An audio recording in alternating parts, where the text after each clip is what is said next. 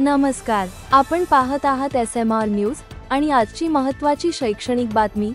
पश्चिम विदर्भातील शिक्षण आणि रोजगाराच्या स्थितीचा अभ्यास करण्यासाठी संत गाडगे बाबा अमरावती विद्यापीठाकडून एक अभिनव उपक्रम हाती घेण्यात आला आहे।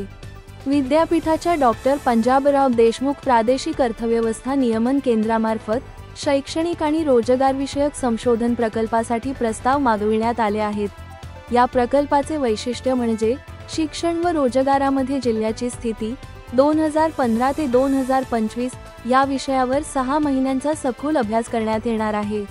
प्रकल्पासाठी रु.20,000 चे अनुदान दिले जाणार असून प्रस्ताव सादर करण्याची अंतिम तारीख उद्या सोमवार जून 30।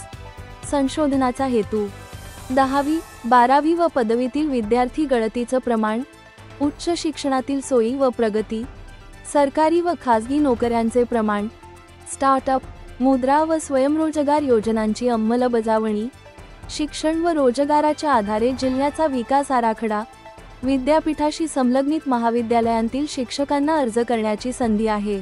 या उपक्रमामुळे पश्चिम विदर्भाच्या विकासात अमूल्य योगदान मिळण्याची शक्यता आहे। अधिक माहितीसाठी संपर्क साधा। डॉक्टर महेंद्र मेटे, समन्वयक, डॉक्टर पंजाबराव देशमुख प्रादेशिक अर्थव्यवस्था नियमन केंद्र, संत गाडगे बाबा अमरावती विद्यापीठ। ही होती आजची महत्त्वाची शैक्षणिक अपडेट। अधिक बातम्यांसाठी जोडलेले राहा SMR न्यूजवर। बघत राहा SMR न्यूज, जनतेचा आवाज, सत्याशी बांधिलकी।